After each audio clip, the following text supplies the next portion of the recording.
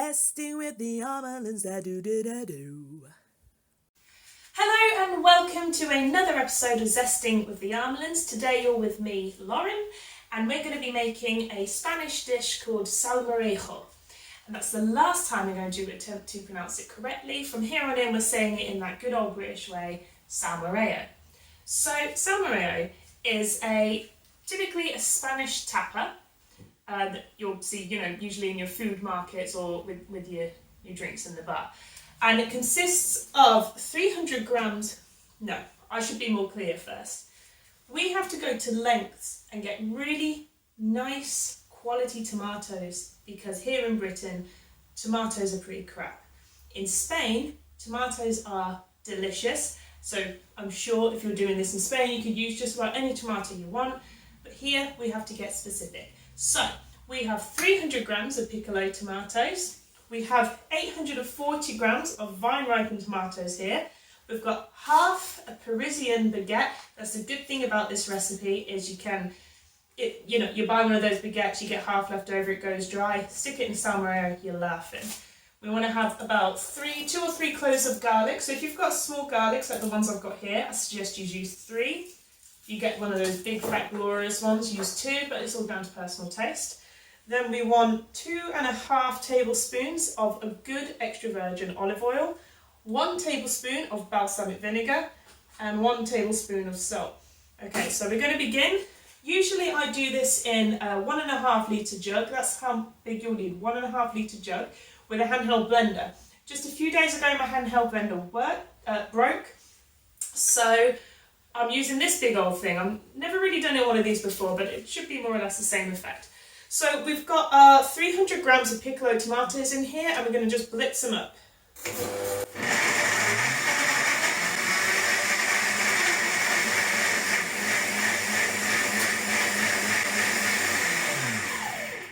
Don't worry, I'm just going to give those to the guinea pigs anyway.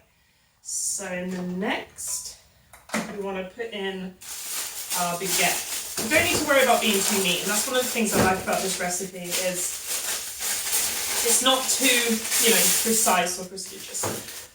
So usually you can just break this up. This one is a leftover, it's gone quite dry.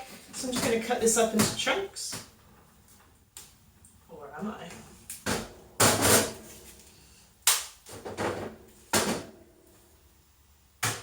We might cut scene to this.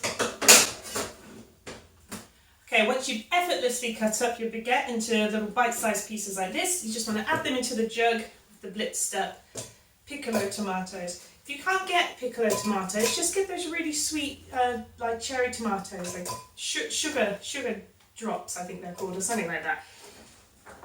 So plonk that in.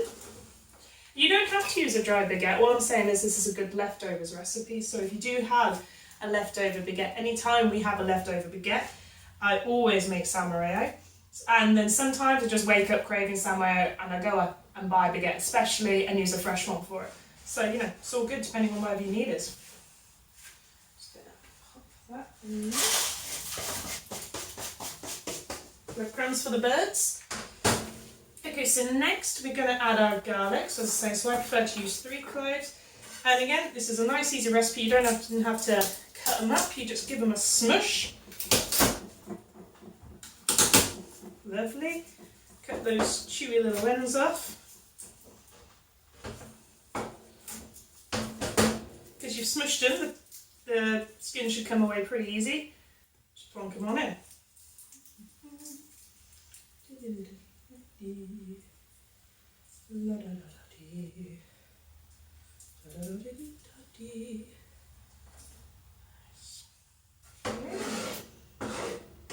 So then I'm going to add our salt,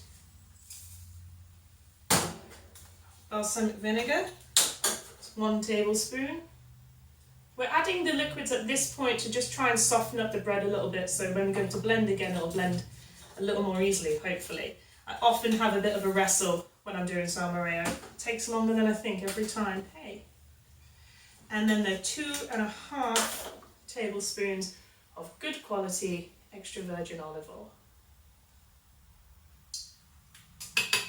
Nice. Cool.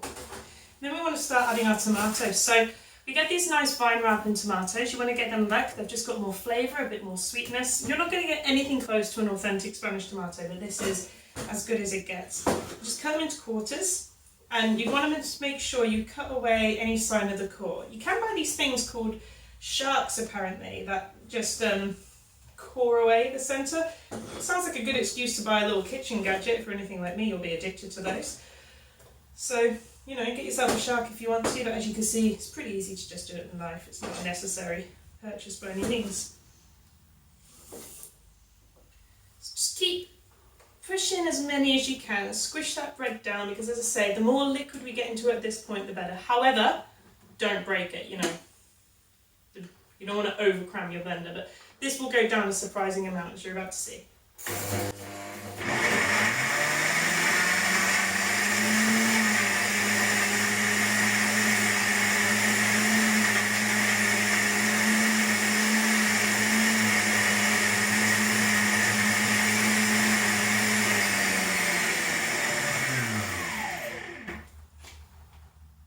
Okay, you do occasionally want to have your wooden spoon handy, just so you can give everything a bit of encouragement.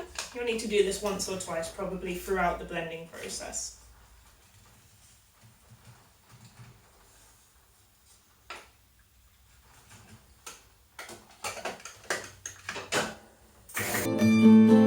Dic adeu un altre cop, un adeu per avui, no per demà, un adeu fins aviat.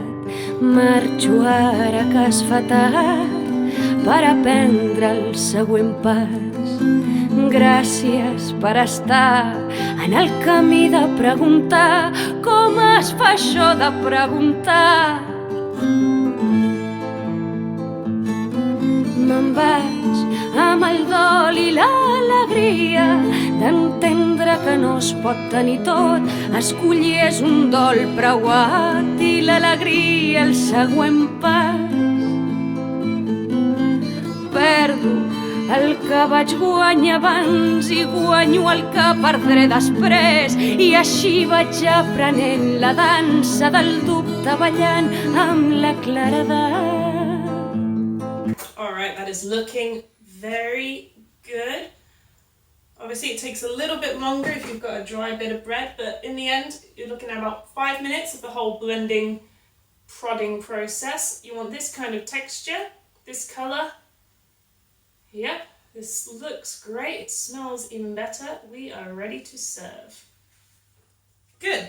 Blending, mixing ordeal is over. It's now time to serve. Take to find just 2 small ladles does the trick. This is going to be more filling than you realise.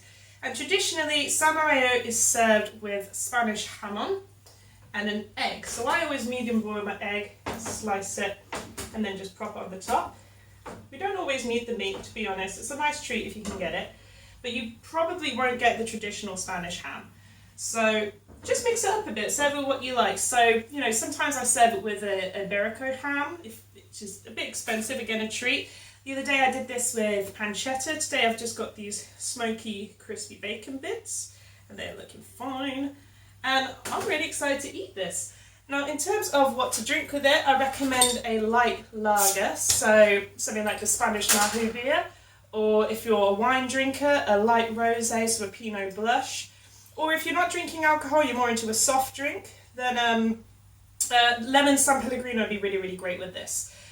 And what I think is really great about this dish, particularly right now while we're all having to stay in quarantine, is it's very versatile to meet a number of dietary needs. So up until the point that you add egg, this is 100% vegan. Up until the point where you add the meat, this is 100% vegetarian. So if you make up a batch like this is going to last you the week, and it's good for whatever needs you have in the family. So it's very, very good in that way.